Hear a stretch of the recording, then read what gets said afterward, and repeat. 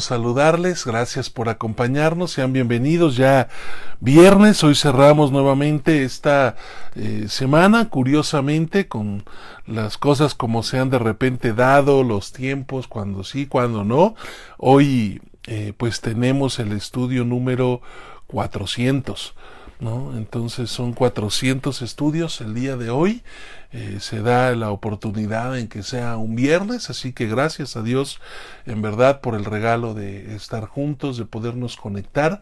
Espero que le haya ido muy bien y que esté cerrando y pinte un excelente fin de semana. Así que vamos a orar para ponernos en las manos del Señor. Sea bienvenido a esta su casa, a nombre de la Iglesia Bautista Obra de Dios, y pues ponga todo lo que pueda distraerle en manos del Señor. Vamos a orar, hermanos, vamos a pedirle a nuestro Señor que en esta tarde nos hable, que guíe todo lo que hagamos, que reciba pues la alabanza de lo profundo de nuestro corazón, y pues vamos a orar. Incline su rostro, cierre sus ojos.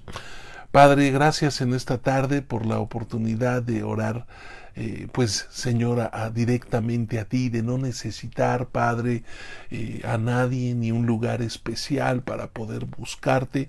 Gracias porque podemos hacerlo con libertad y con la seguridad que nos das, Señor, al haber pues nacido de nuevo, al tener una relación íntima contigo, gracias al sacrificio de Cristo Jesús en la cruz del Calvario.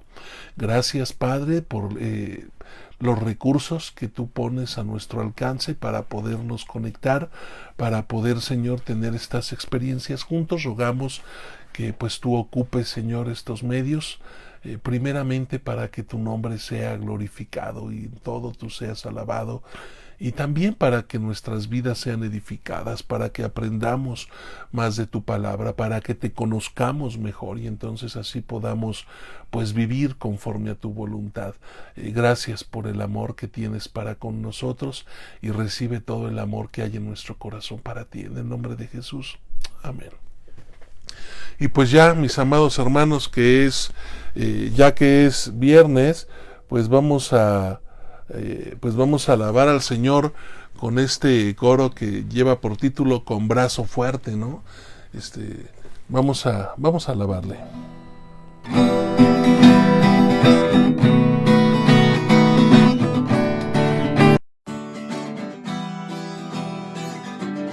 Con brazo fuerte y poderoso, Dios, nos liberaste del pecado. El enemigo que nos persiguió, bajo la mar fue sepultado.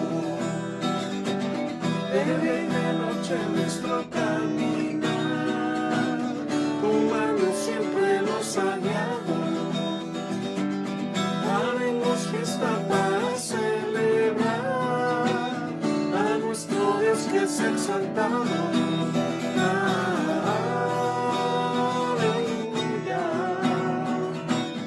Reconocemos tu grandeza, aleluya. Hacemos fiesta en tu presencia, con brazo fuerte y poderoso, Dios, nos liberaste del pecado. El enemigo que nos persiguió, bajo la mar fue sepultado. De día y de noche nuestro caminar, tu mano siempre nos ha guiado. Haremos fiesta para celebrar a nuestro Dios que es exaltado.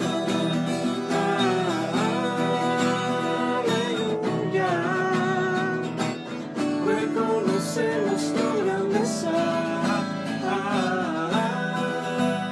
aleluya. Hacemos fiesta en tu presencia, aleluya. Reconocemos tu grandeza,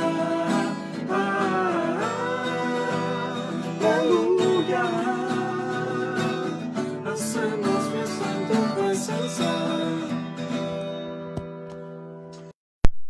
gozarnos así en la presencia del Señor, sabiendo que Él se agrada de lo que hacemos, pero además pues sabiendo, mis amados hermanos, el privilegio de poder acercarnos a su palabra sin necesidad otra vez de que haya pues alguien que esté pues teniendo que hacerlo por nosotros, y yo no sé cuántos en verdad todos los días valoren y agradezcan a Dios la bendición de poder acercarse a la palabra, pero es un tremendo regalo que nosotros tenemos.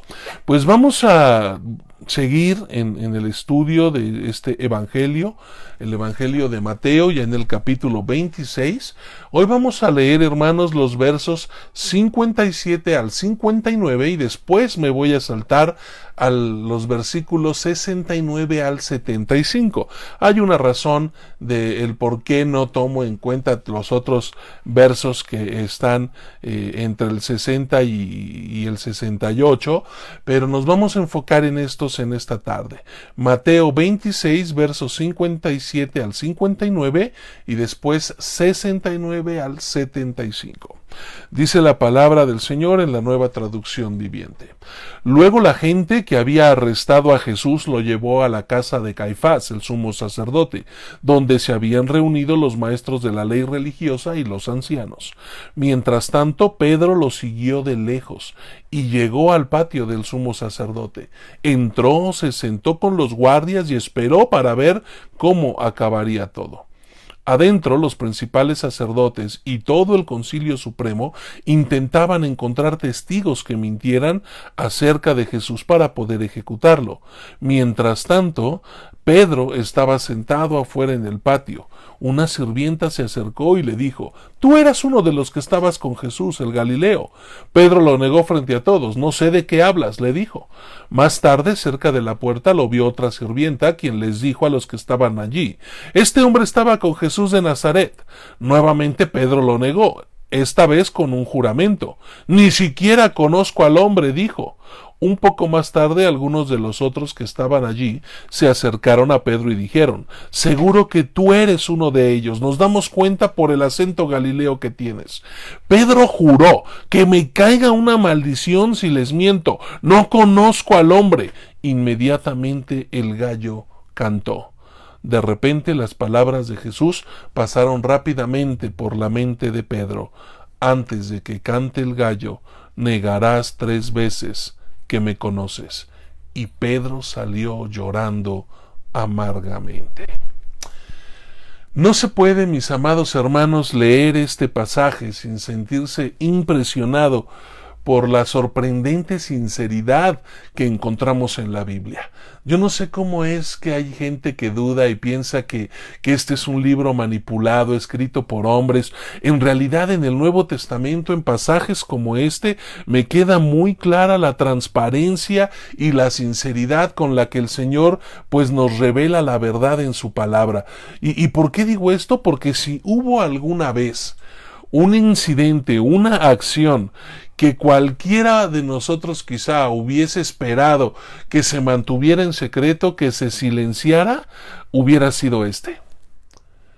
Este momento, como el de Judas también, que fue uno de los 12 que pues traicionó a Jesús, la Biblia revelara que fue uno de ellos quien lo haya traicionado, quien lo hubo vendido. Este nos cuenta aquí con un realismo impresionante, incluso hasta con lujos de ciertos detalles, qué fue lo que sucedió. ¿No? Algunos incluso llaman, aquí el Señor nos da una descripción, pues, vergonzosamente realista, ¿no?, de la situación. El triste evento de la negación de Pedro, pues se relata en los 4 evangelios. Los evangelios no tienen todas las, digamos que no coinciden todas sus historias. Son los que precisamente nosotros llamamos sinópticos, que sabemos que están más relacionados, pero en este evento Juan incluso también lo integra. Los 4 evangelios relatan esta negación, y lo que yo aquí veo es que en vez de intentar cubrir la falta de uno uno de los más destacados, o quizá del discípulo más destacado, más sobresaliente entre los 12, los 4 evangelistas lo describen pues con lujo de detalle. Este hecho, hermanos, en sí es una fuente de evidencia de la autenticidad de los evangelios, de la transparencia de las escrituras. Revela la honestidad también, no solamente, digámoslo así, de Dios, que sabemos que es santo, ¿no?, sino de la Iglesia y de la sana autocrítica que la Iglesia tenía en ese momento. Porque esto era un acto vergonzoso, seguramente hubiese sido algo así para todos. Incluso nosotros sentimos esa como que vergüenza ajena, ¿no es cierto?, cuando muchas veces releemos este pasaje. ¿Cómo es que Pedro, todavía Jesús ya se lo había dicho y él lo negó, él lo dijo, ¿no? Pero es bien importante recordar que Jesús y el cristianismo, al final de cuentas, perdonaron a Pedro por este incidente.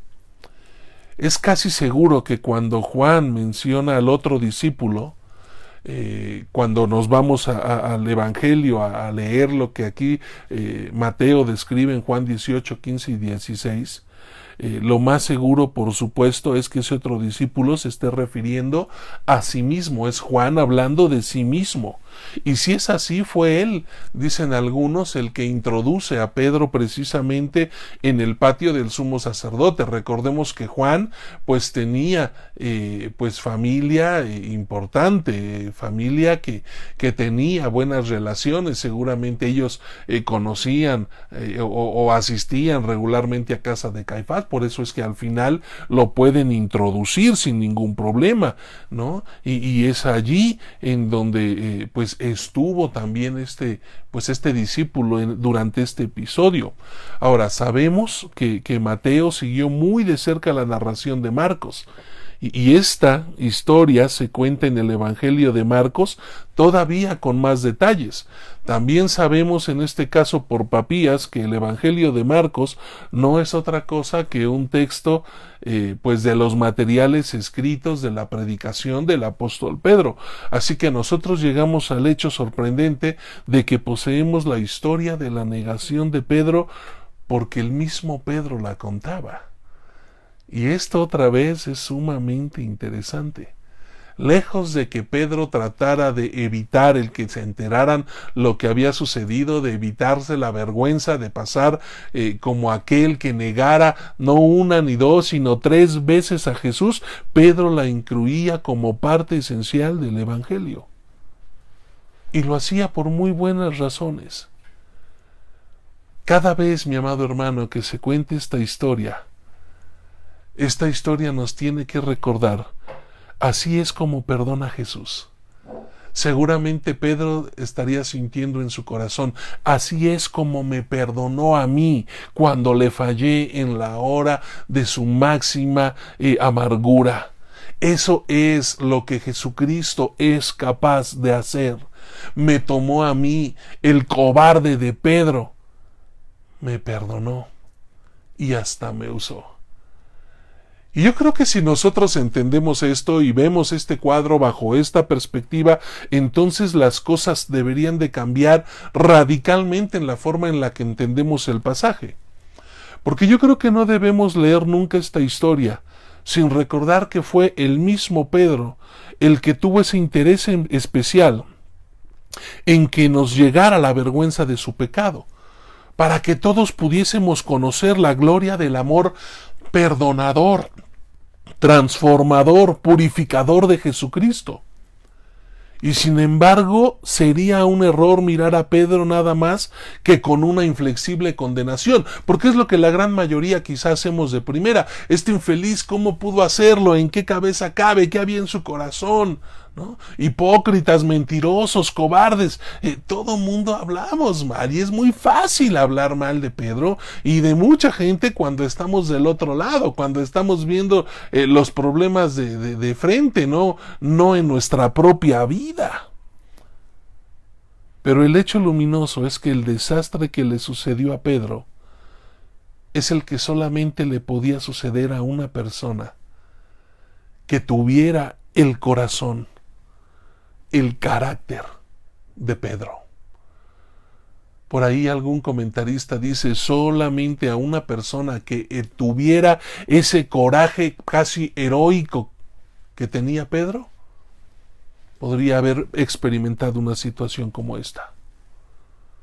¿Y por qué es que algunos autores piensan así? Porque la Biblia también nos dice, lo acabamos de leer nosotros el día de ayer, que cuando arrestaron a Jesús, todos los discípulos se echaron a correr, todos huyeron. Pedro fue el único que no huyó. Ahora, otra vez, tomemos en cuenta, hermano, todo lo que nosotros sabemos. Pedro ya había sido el único también que había reaccionado. Sacó su espada, le cortó la oreja al siervo del sumo sacerdote. O sea, Pedro reaccionó.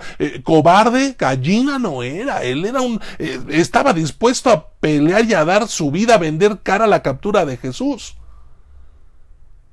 Ahora, todavía de que ya lo habían pasado quizá por alto, de que no lo habían arrestado en ese mismo momento, todavía Pedro se atreve a ir siguiendo a Jesús, ir a ver qué es lo que iba a pasar con él.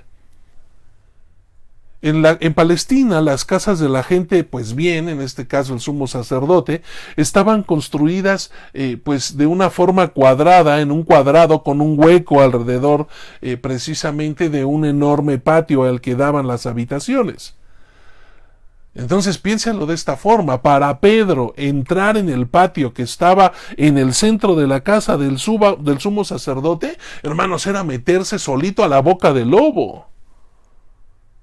Y sin embargo lo hizo.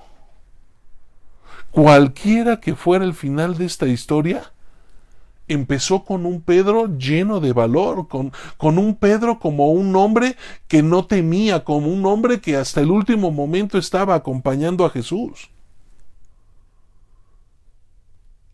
Ahora, la primera negación de Pedro tuvo lugar en ese patio. Sin duda es que la criada se había fijado en Pedro como uno de los más señalados seguidores de Jesús. Otra vez, Jesús nunca anduvo escondido y los discípulos menos, pero por supuesto que mucha gente lo conocía y lo podían haber reconocido. Ahora, después de que lo reconocieron esa vez, cualquiera había supuesto que Pedro, pues no era tonto, no era tarado, ya se hubiera echado a correr, si hubiera ido, hubiera sido lo suficientemente inteligente para decir, híjole, no, aquí me van a capturar, me van a agarrar, ya se dieron cuenta que yo venía con él. Pero no salió huyendo, no corrió.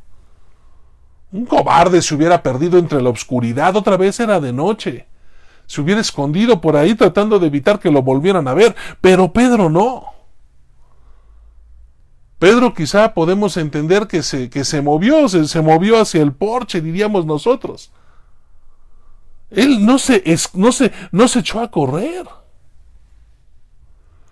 Ahora, seguro que Pedro tenía una carga enorme en su corazón y luchaba entre esos sentimientos, tenía el corazón pues lleno de miedo. Y probablemente sí, él sintió deseos de huir, de echarse a correr, de alejarse. Pero también tenía en su corazón un amor que hacía que él permaneciera allí, que no huyera. De nuevo alguien le reconoció y la Biblia nos hace saber que él incluso juró que no conocía a Jesús. Pero de cualquier manera todavía no se fue. Y aquí tenemos una muestra del coraje más persistente. Pero la negación de Pedro, la segunda negación de Pedro lo delató. Por su acento, por la forma en la que hablaba, ¿no? Esta persona dice, este es Galileo, escuchen cómo habla. Los galileos hablaban también seguramente con un tono especial, ¿no? Los puristas lo consideraban tan inaceptable, ¿no? Y estoy refiriéndome al tono de su voz, a la manera en la que hablaban, a su acento, ¿no? Estos judíos puristas les resultaba tan desagradable la forma en la que ellos hablaban que para ellos era inaceptable que algún galileo pronunciara la bendición en el culto en una sinagoga. Por su forma de hablar. Entonces, por supuesto que tenían identificado el tono. Es como nosotros, somos mexicanos, todos los que nacimos en territorio mexicano sabemos que somos compatriotas. pero tenemos diferentes tonalidades al hablar.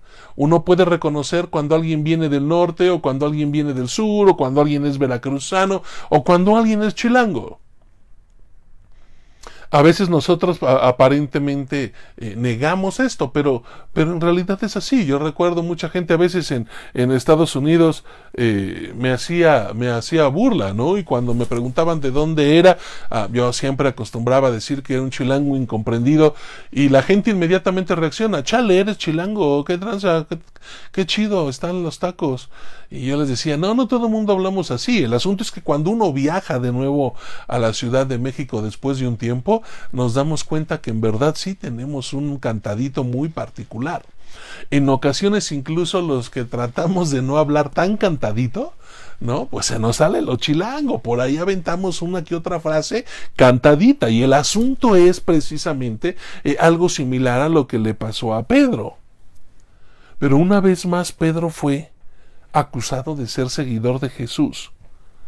Y Pedro llegó todavía más lejos.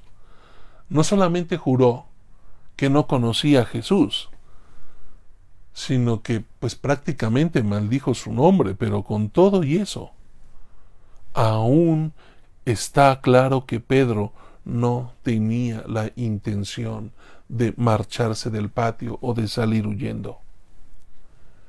Y fue entonces cuando cantó el gallo. Ahora, aquí hay una curiosa posibilidad que nos da un dato pues colorido, ¿no?, en el pasaje, porque puede que el canto del gallo en realidad no se esté refiriendo a un ave de corral, o al canto de un ave de corral, de un gallo como tal, porque desde un principio, no sé, quizá muchos de nosotros entendemos que pues casi nos imaginamos que el gallito voló y casi se le pasa enfrente a Pedro y canta, ¿no? Todavía como para hacer más dramático el asunto, pero la realidad es que la casa del sumo sacerdote estaba en el centro de Jerusalén. Y se supone que en Jerusalén estaban prohibidas las aves de corral, en esa zona por lo menos. Había de hecho una regla como ley judía, en donde era ilegal tener gallos, ¿no? Porque se consideraban animales impuros, y ese lugar eran lugares santos, y yo no sé si por la manera en la que estos animalitos se ensucian al hacer del baño por todos lados y demás, considerándose las cosas santas que había en el lugar, pues simplemente estaban prohibidos en la zona. Entonces no es lógico que en ese lugar hubiesen tenido gallos, mucho menos tratándose de la casa del sumo sacerdote. Pero la hora de las 3 de la mañana se le llamaba precisamente el canto del gallo. Y esto, por supuesto, tiene una razón. A esa hora, a las 3 de la mañana, cambiaba la guardia romana en el castillo de la Torre Antonia. Y la señal precisamente de el canto del gallo, como se le conocía, que en realidad era un toque de trompeta de uno de los guardias, ¿no?, pues se hacía sonar. El nombre latino para el toque de trompeta, si no estoy equivocado, fue lo que encontré, se llamaba Galicinium, que quiere decir el canto del gallo. Y es pues muy probable que precisamente en ese momento en el que Pedro hizo su tercera negación, la trompeta, ¿no?, de las almenas ahí en la Torre Romana tocó el Galicinium sobre la ciudad, que pues prácticamente estaba dormida, y Pedro se acordó. Y entonces salió hasta ese momento. Fíjense qué interesante. No salió cuando lo reconocieron o cuando le amenazaron, pero sí salió cuando se dio cuenta lo que hizo. Sí salió corriendo con un corazón destrozado, no por miedo. Yo imagino que por esa terrible vergüenza y dolor que sintió al saber lo que había hecho. Como el mismo Jesús le había dicho lo que iba a pasar, y él había jurado que jamás lo negaría. Lucas acota que en ese instante Jesús se dio la vuelta y miró a Pedro. vio a Pedro. Lucas 22, verso 61, en la Nueva Versión Internacional dice: el Señor se volvió y miró directamente a Pedro. Entonces Pedro se acordó de lo que el Señor le había dicho: hoy mismo, antes de que el gallo cante, me negarás 3 veces.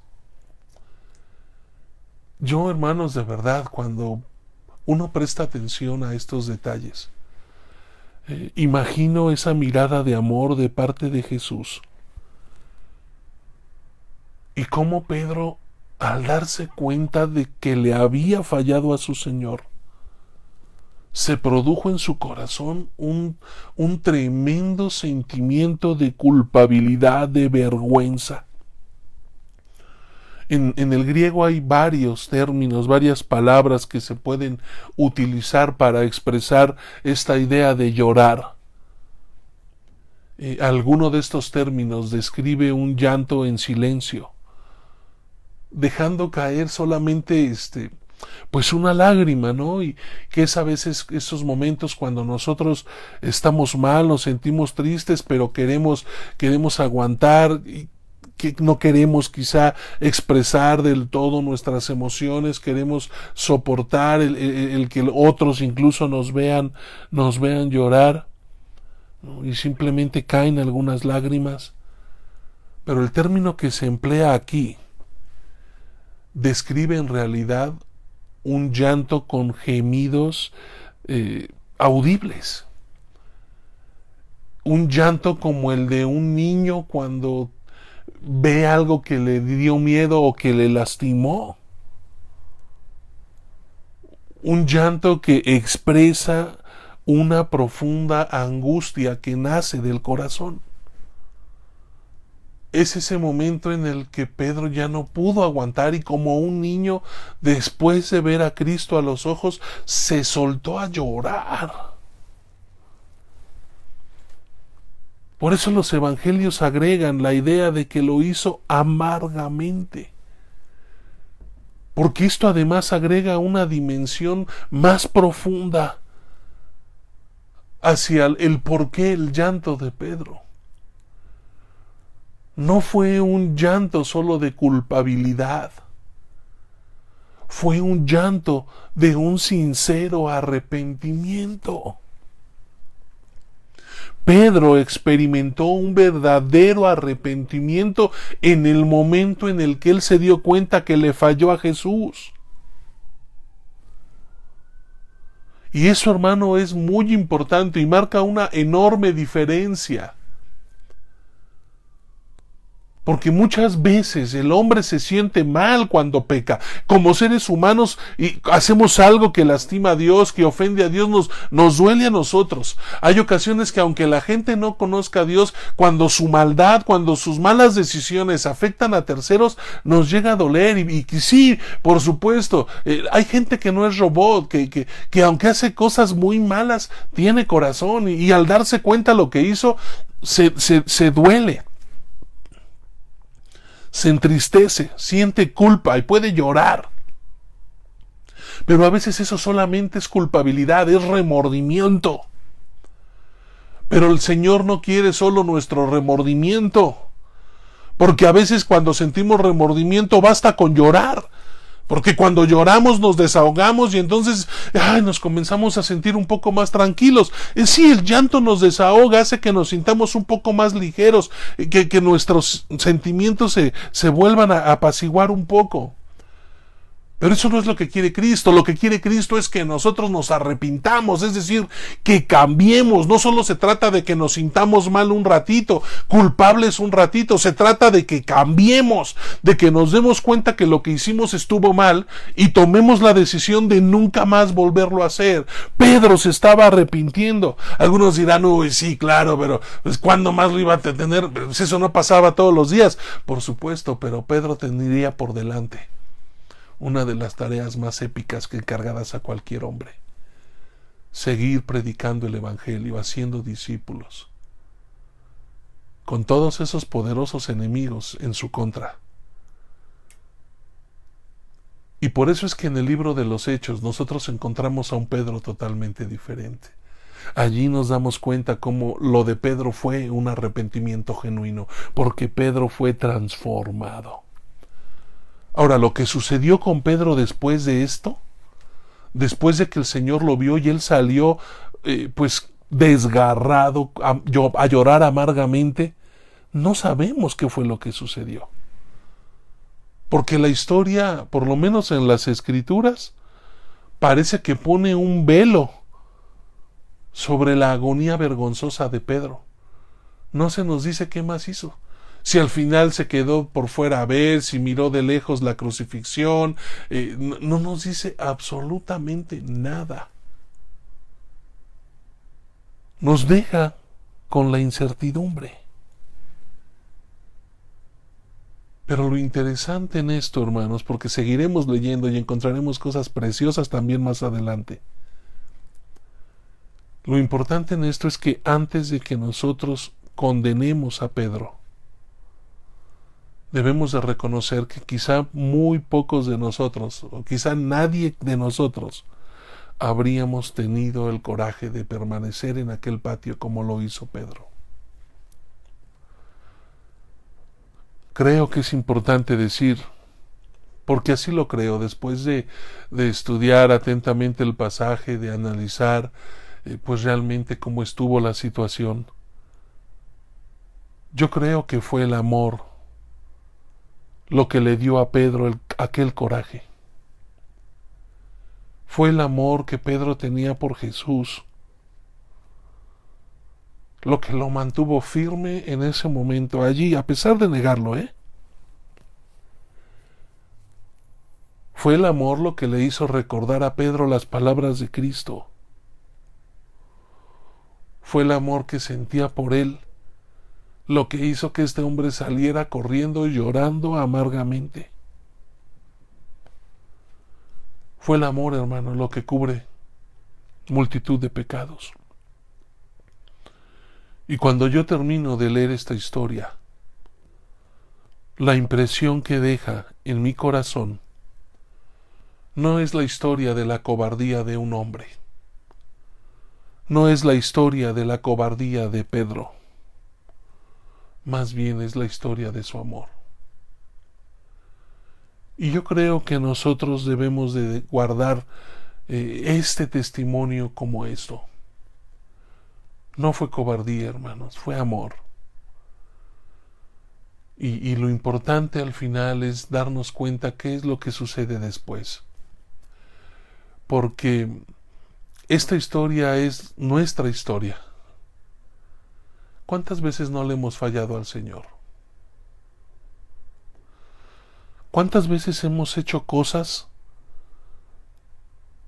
que nos hacen sentirnos avergonzados? ¿Sabe? Esto es complejo, esto es delicado, porque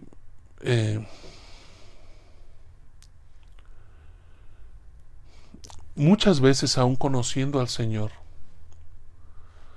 hay gente que toma decisiones de hacer algo que no es correcto, que no es honorable, que no es ético, que no es justo, mucho menos es cristiano. Pero lo hacen por alguna conveniencia. Lo hacen porque obtienen un beneficio. Pero yo creo que cuando alguien hace este tipo de cosas, aunque me convenga, hay momentos en los que el conocimiento que tengo, al saber quién es Dios, eso nos hace sentir mal. Y hay ocasiones en las que pecamos, y yo no sé, no puedo hablar por todos, pero hay ocasiones en las que yo he caído en algún pecado en donde me siento muy mal y prácticamente inmediatamente después de haber pecado. Al grado de decir, Dios, perdóname, ¿por qué hice esto? ¿Por qué reaccioné así? ¿Por qué tomé esta decisión? ¿Por qué te falté? ¿Por qué lastimé? ¿Por qué? Perdóname. Y esta es nuestra historia por eso. Porque muchas veces vamos a fallar y muchas veces con nuestras acciones, con nuestras decisiones, vamos a negar a Jesús. Porque no reflejamos su amor, no reflejamos su señorío en nuestras vidas. Es como si le estuviéramos negando, es como si le dijéramos al Espíritu Santo, lárgate de aquí un rato, déjame en paz, tengo que pecar, déjame pecar a gusto. No quiero que los demás te vean, yo no quiero que aquí la gente sepa que soy cristiano. Y sin embargo, si nos arrepentimos y aprendemos, tenemos la oportunidad, por la gracia del Señor, de experimentar lo que vivió Pedro. Perdón, restauración, incluso restitución en nuestros ministerios, en nuestro servicio, en la forma en la que Él puede usarnos. Por eso esta historia no es una historia de cobardía, es una historia de amor. Y oro, mi amado hermano, para que pues podamos entenderlo de esa manera y podamos valorarlo y darnos cuenta que cuando leemos la Biblia es mucho más allá de mero conocimiento, de historias entretenidas o bonitas. Es palabra viva que apunta a nuestro corazón porque quiere transformarnos, quiere que aprendamos de estas experiencias de los apóstoles para que nosotros podamos asimilarlas en nuestra propia relación con Cristo. No fue cobardía, fue amor. Así que guárdelo, mi amado hermano, así en su corazón. Téngalo presente y me gustaría cerrar esta semana pues alabando al Señor, cantando este coro que creo que por supuesto, además de ser una tremenda verdad, pues ilustra pues ese amor que debe existir en nuestros corazones y pues la forma en la que debemos permanecer a los pies de nuestro Señor. Lleva por título No hay lugar más alto.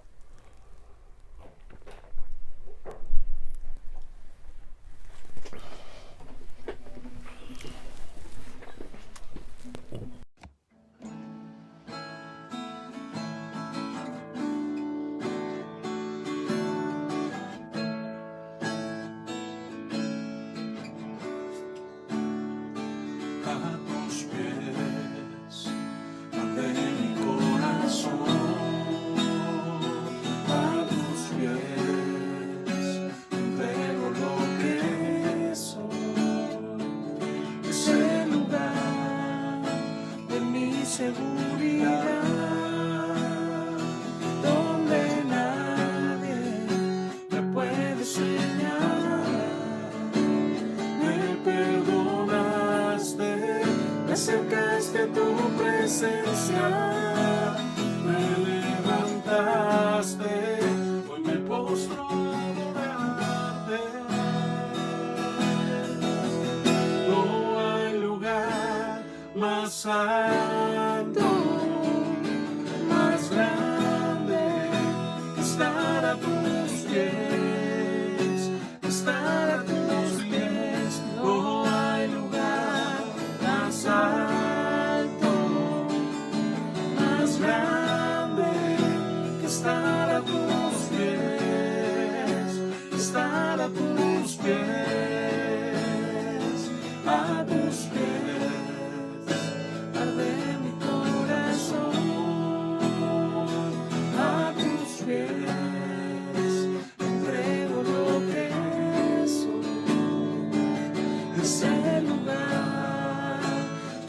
Seguridad, donde nadie me puede señalar. Me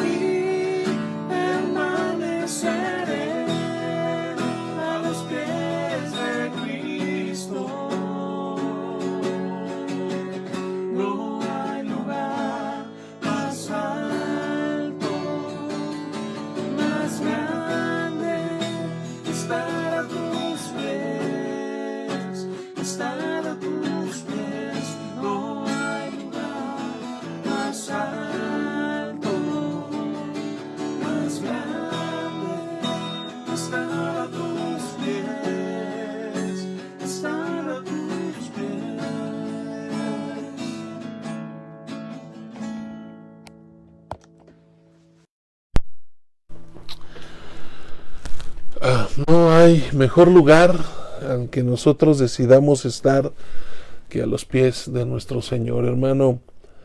Um, este canto para mí, lo comparto un poquito, siempre es bien representativo, me encanta. También no puedo negar que me confronta porque siempre que lo canto recuerdo el momento en el que falleció mi papá. Fue probablemente uno de los cantos que el Señor utilizó para mostrarme que en medio de ese dolor tan grande que había, el mejor lugar en donde yo podía estar era a los pies de Cristo. Y definitivamente cada vez que lo canto, pues yo tengo que pensar en el privilegio que tengo de servir al Señor, de conocerle, de que a pesar de lo que soy y de a veces las malas decisiones que tomo, pues el Señor me permite servirle. Y creo que es bien importante que nosotros podamos tener muy claro que no hay mejor lugar en el que podamos estar que en los pies de nuestro Señor Jesús, con un corazón dispuesto a servirle, a amarle, a obedecerle. Y muchos de nosotros, como Pedro, podemos caer, y yo insisto, con nuestros pensamientos, con nuestras acciones, con las decisiones que tomamos, muchas veces ofendemos y negamos a Cristo. Hoy tenemos la oportunidad de acercarnos a Él para ser restaurados y yo quiero animarte, hermano, a que si pues de alguna forma tú te identificas con Pedro y hay algo con lo que tú estás luchando y te das cuenta que quizás pues has negado al Señor con las cosas que estás haciendo, es un excelente momento para acercarte al Señor y decirle: Padre, perdóname y me voy a esforzar por no volver a hacerlo y quiero vivir para agradarte. Este es el tiempo perfecto, así que pues vamos a orar para concluir con este tiempo. Conoce usted las peticiones que hay delante de nosotros, hermanos que nos han pues pedido que sigamos orando, y pues hermano, no deje de hacerlo.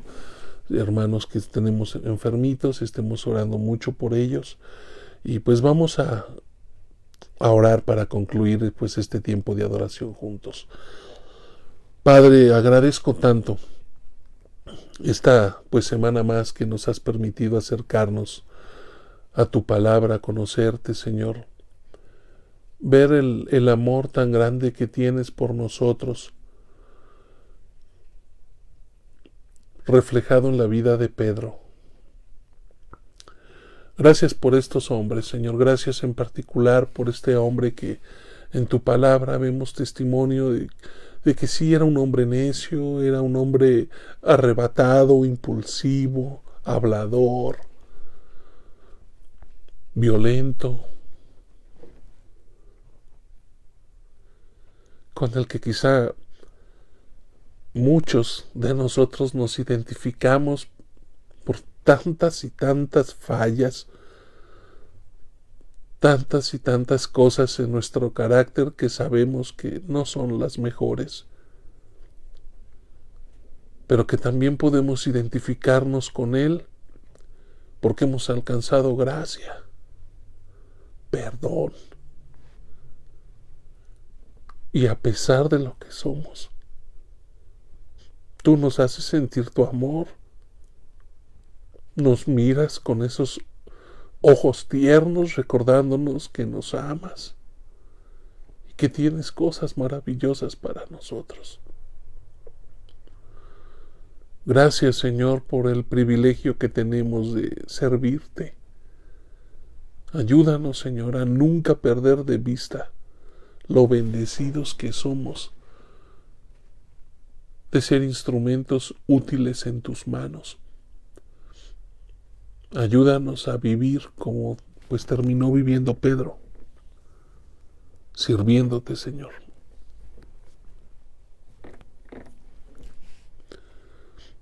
Gracias, Padre, por tu amor, gracias por tu palabra. Gracias, Padre, por la oportunidad que tenemos todos los días de mirarte, Señor, de ver tu amor y de seguir adelante tomados de tu mano. Bendice a cada uno de mis hermanos, Padre.